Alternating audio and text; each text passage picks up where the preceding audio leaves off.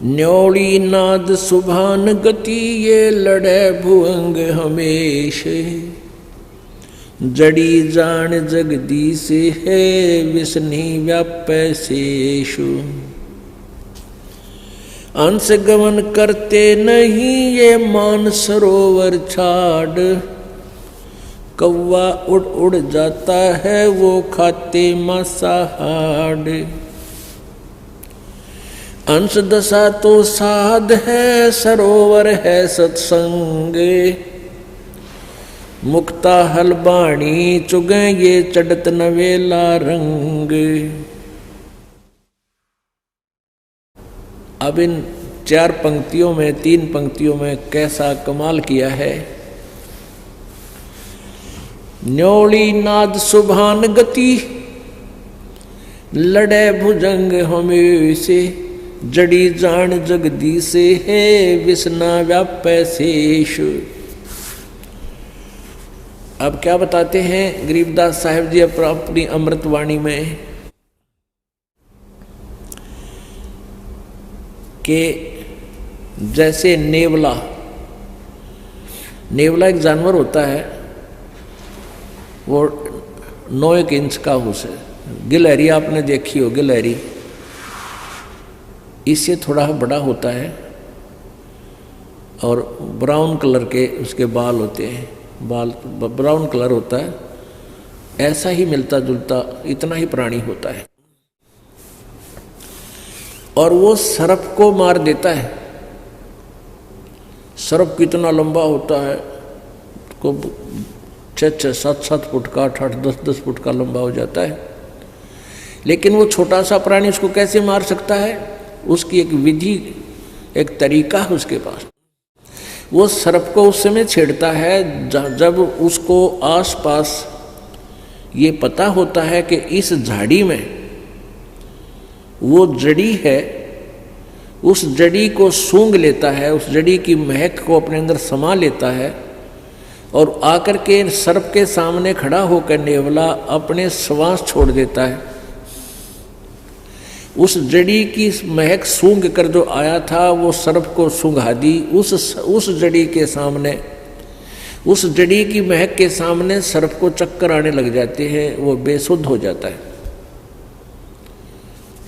अब नेवला क्या करता है, जड़ी उस झाड़ी में जाता है, वो सूंघ कर आता है उस जड़ी को और सर्प के सामने दूर से निकट आकर के कभी दूर हो जाता, कभी निकट आता है और ऐसे छोड़ देता है उसको, श्वासों को। अब सर्प चक्कर काट, वो डरता उस जड़ी से, तो भागने की चेष्टा करता है और कुछ उसको वो ऐसे डगमग सा हो जाता है।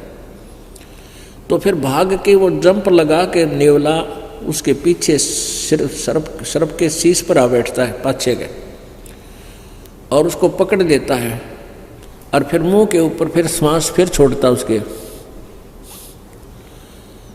और वो कति बेसुध हो जाता है। तो सर्प को पकड़ के मार डालता है, नोच डालता है, खत्म कर देता है मुंडी से, मुख से, फन से खत्म कर, फिर मर जाता है। तो यहाँ क्या बताते हैं कि ये काल तो समझ ले अजगर है और आप नेवला हो। इस काल को आपने कैसे जीतना है उसकी विधि है। कबीर परमेश्वर पूर्ण ब्रह्म की साधना, उस जगदीश की साधना वो जड़ी है और उस सच्ची साधना सतनाम के आगे कहते हैं शेष नाग भी हो। यानी यहाँ के जो छोटे मोटे काल के व्यवस्थक अनुचर, ये देवता भैरव भूत आदि, इनका तो कहना है कि है अगर इस नाम के सामने वो काल भी आ जाएगा तो भी उसकी नहीं बसावेगी तुम्हारे सच्चे नाम के सामने, मर्यादा से भक्ति करने वाले की। न्योल नाद सुभान गति ये लड़े भुअंग हमेश। जड़ी जान जगदीश है विष्णा व्यापै शेषु।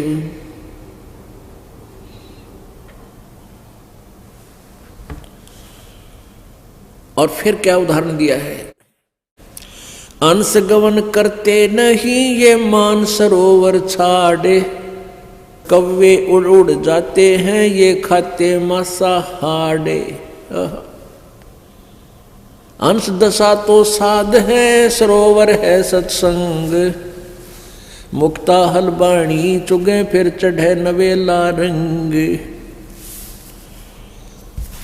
हंस जो होते हैं, संत मते में हंस किसे कहते हैं?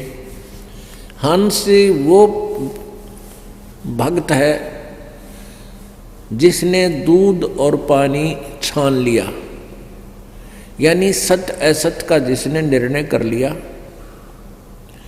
बीड़ी शराब मांस तंबाकू चोरी ठगी जारी बकवादों से परहेज कर लिया। एक हंस पक्षी होता है, आपने बुगला बहुत देखे होंगे, बुगले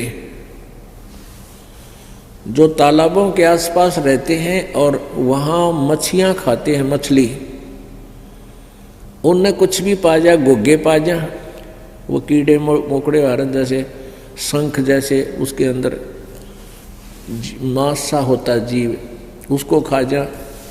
कौवे भी ऐसे खाते हैं, कौवे भी मांस खाते हैं, को मछली ठहगी उसने छोड़े नहीं है, ऐसे कीड़े मकोड़े खाते हैं। तो कहने का भाव ये है कि जो हंस होता है, हंस पक्षी,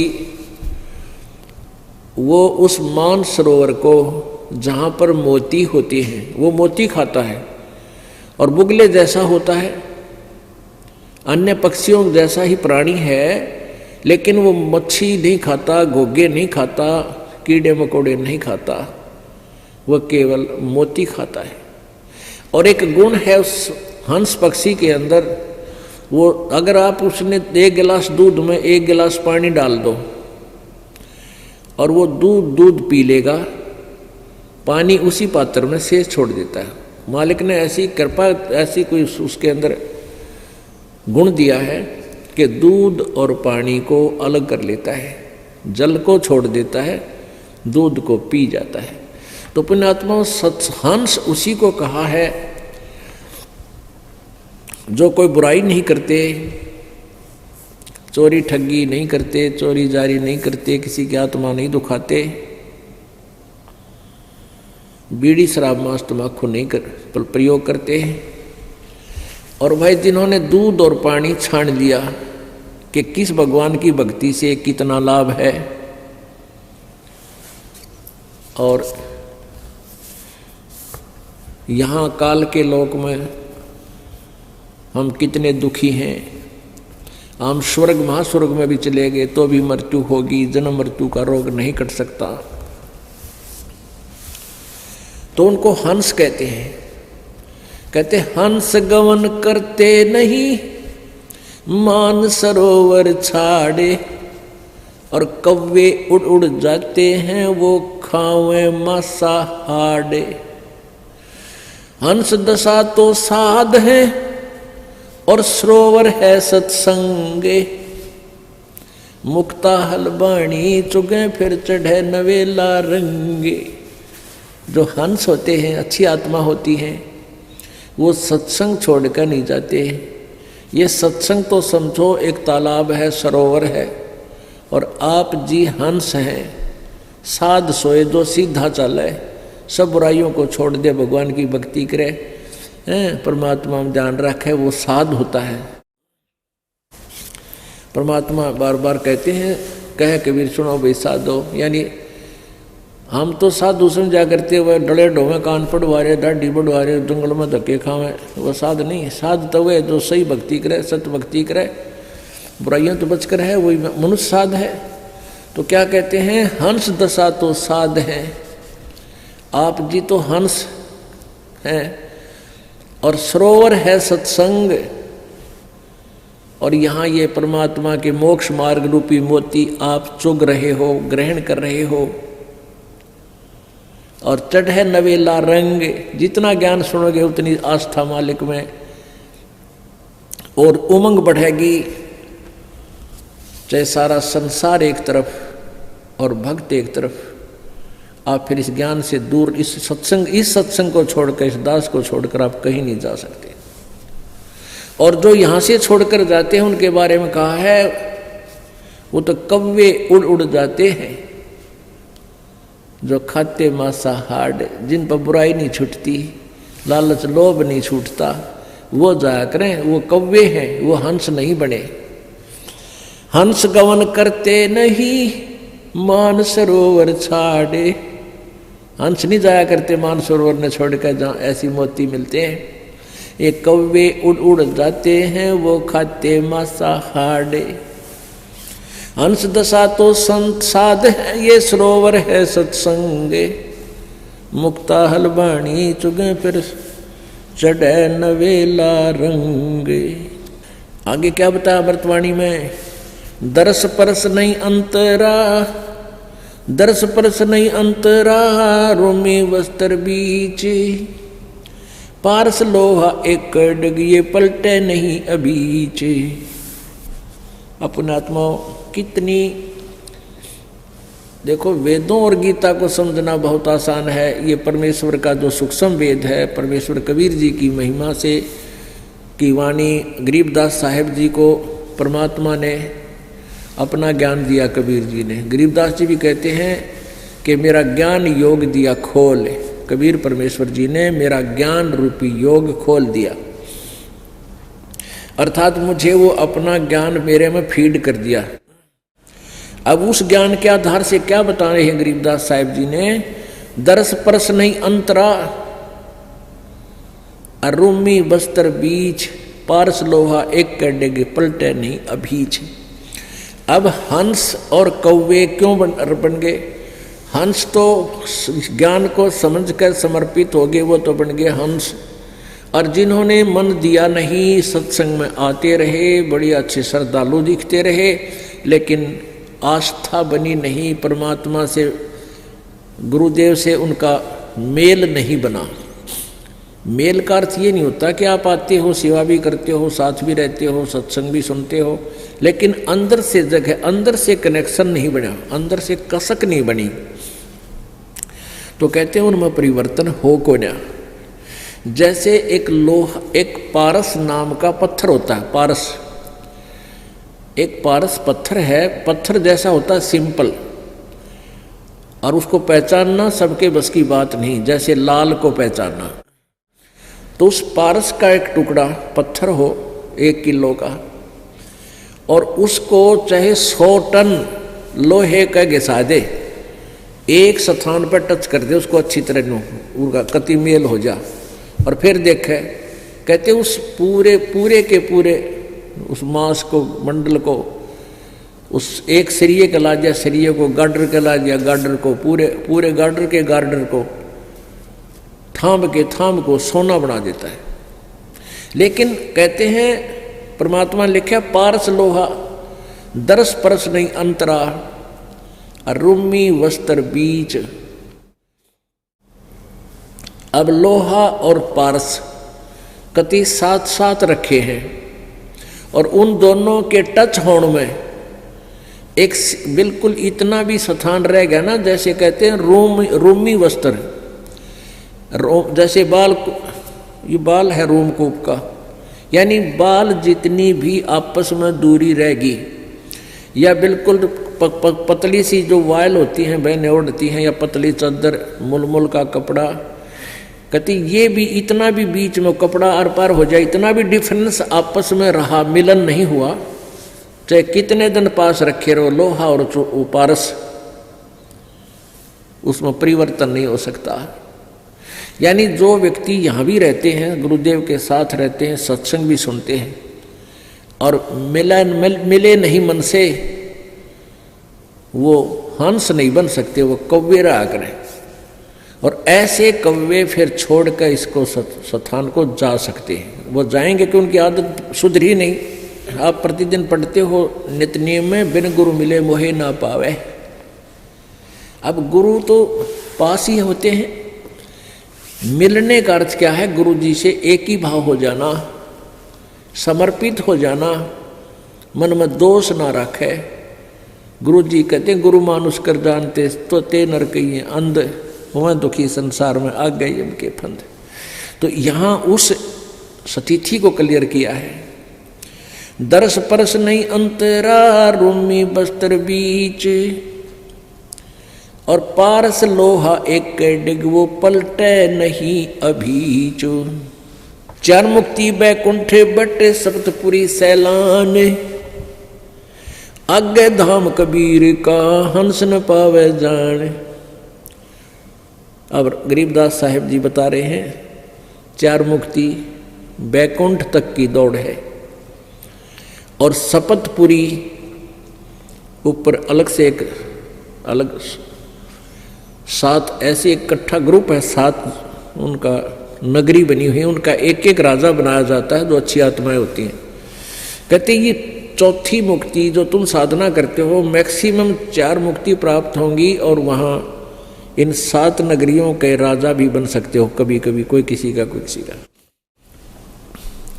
इनसे आगे धाम कबीर का, आगे ऊपर हंस न पावे जान, यानी अच्छी आत्मा भी है, भक्ति भी कर रहे हैं, लेकिन गुरु जी से विमुख हो गए, वो फिर आगे नहीं जा सकते।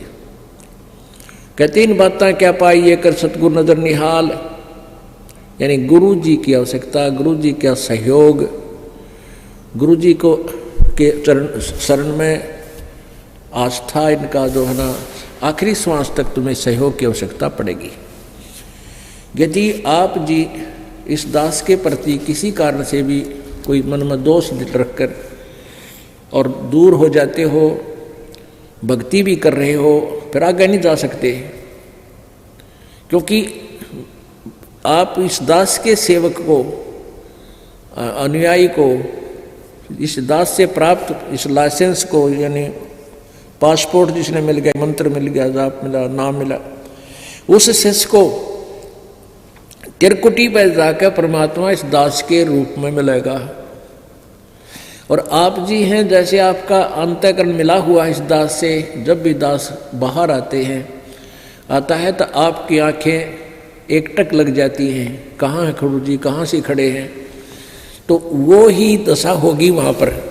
और जिनके अंदर दोष होगा, चाहे वो वहाँ पर पहुँच गए हों, तो वो पीछे न टला करें, अब छोड़ 5-6 साल, तो वहाँ उनको टाल देगा परमात्मा अपने आप। यानी जो स्वभाव आपका यहाँ बन रहा है, ये एक रिहर्सल कराई जा रही है आपकी।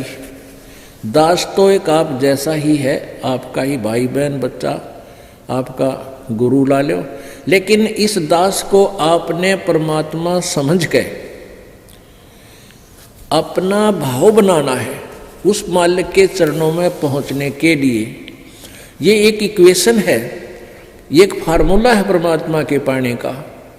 कहते हैं जैसे एक गणित का एक प्रश्न आता है जिसमें मूलधन ज्ञात करना होता है, वो ऋण का होता है। तो मूलधन ज्ञात करने के लिए उसमें क्या मानना पड़ता है? मान लीजिए मूलधन 100 रुपये।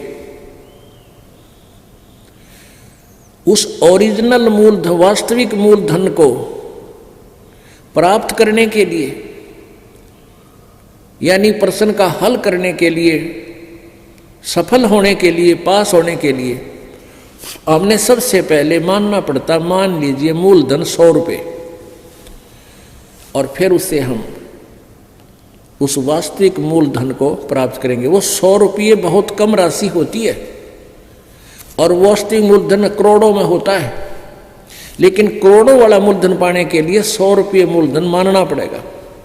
इसी प्रकार ये दास को इसी स्थिति में समझो, मान लो गुरुजी भगवान, दास भगवान नहीं, दास है, लेकिन आप जी को ये फार्मूला लाना पड़ेगा। और गुरु जी यहाँ भगवान है, और भगवान इस दास के पास सामने हो, तो आपकी कैसी बोली, कैसा रहना, कैसे विचार, जिस उस परम शक्ति को हम मिलने जा रहे हैं, जिस महबूब से हम मिलने की तैयारी कर रहे हैं, और वो सामने खड़ा होगा, तो हमारी कैसी गतिविधि हो, कैसा हृदय में जगह हो, किस प्रकार का आचरण हो, तो ये आपने इस दास के साथ रिहर्सल करके बनानी पड़ेगी। यहां कोई भी है, इस दास को आप आओगे, आते हो, मिलते हो, तो ये सोचे कि हम भगवान से मिलने चले हैं, क्योंकि वहां त्रिकुटी पर आप जाओगे, इस दास के रूप में मालिक बैठे मिलेंगे और आपके मन में, क्योंकि वहां तो किसी कहने की जरूरत को नहीं, आपके अंतःकरण की अलग से अब आपके माथे पर बोर्ड लग जाएगा कि इसमें कितना दोष है, इसमें कितना दोष है, रिजेक्ट हो जाओगे वापस। और जो पास हो गए वह पास हो गए। जिन्होंने गुरु जी को जैसा यहाँ आपका मेरे प्रति व्यवहार है, दास के भगवान के प्रति आपका ऐसा ही होगा। तो यहाँ क्या बता रहे हैं, चार मुक्ति बैकुंठ बट सप्तपुरी सैलान, आगे धाम कबीर का हंस न पावे जान। वहां नहीं जान पाओगे, वहां नहीं जा सकोगे जब तक आप गुरु जी के प्रति पूरी श्रद्धा नहीं होगी। मौन रहे मग्नालय है ये मार्ग बंकी बाट, सुन शिखर गढ़ सुरंग है कर सतगुरु से साठ। साठ माने सतगुरु जी से सौदा कर ले, और सतगुरु के बिना आगे नहीं जा पाओगे। मौन रहे मग्नाल है और मार्ग बंकी बाट, और रास्ता बहुत टेढ़ा आगे का। सुन शिखर गढ़ में सुरंग है, ऊपर कहते एक ऐसी सुरंग में से निकाल के ले जाएंगे भंवर गुफा से। कैसे निकलोगे, कर सतगुरु से साठ। 9 लख नानक नादे में ये 10 लख गोरख तीर, लाख दत्त संगी सदा ये चरणों चरच कबीर। अब कबीर परमेश्वर की महिमा गरीबदास जी बताते हैं, 9 लख नानक नाद में और 10 लख गोरख तीर, लाख दत्त संगी सदा और चरणों चरच कबीर। क्या बताते हैं कि 9 लख नानक नाद में, हो नानक जैसे महापुरुष पुण्यात्मा 9 लाख नानक नाद में, यानी इसी सी आत्मा तो लाखों हैं परमात्मा के चरण जो पार हुई हैं। और 9 लख नानक नाद में 10 लख गोरख तीर, और गोरख जैसे सिद्ध पुरुष परमात्मा ने यानी उनके सामने आकर के उनको भी अपनी हार माननी पड़ी और सतमार्ग ग्रहण करना पड़ा। लाख दत्त संगी सदा ये चरणों चर्च कबीर, दत्तात्रेय जैसे भी, क्योंकि हम जिन महापुरुषों की गणिमय मान बैठे हैं उन्हीं की नाम गिनाए जाते हैं कि ऐसे ऐसे तो उस परमात्मा के चरणों में कितने आके समर्पित हुए। 9 लख नानक नाद में ये 10 लख गोरख पास, अनंत संत पद में मिले ये करोड़ तेरे रविदास। अब कहते परमात्मा की शरण माने के बाद अनंत संत भक्त आत्मा सतलोक प्राप्त करिए, बहुत गुणे असंख्य, और करोड़ों रविदास जैसी पुण्य आत्मा भी करोड़ों पार हो। इस उस तरह यानी जिस क्रिया में, जैसे रविदास जी कबीर जी के साथ बहुत निकट रहते थे, उनको पहचान चुके थे, कहते इसे संत भगत भी बहुत कबीर जी के हुए हैं और वो इस तरह भी पार हुए हैं। गोरख जैसे आकर वाद विवाद किया उन्होंने, फिर ज्ञान ग्रहण किया, इसे भी बहुत हैं जो परमात्मा के चरणों में लगे हैं।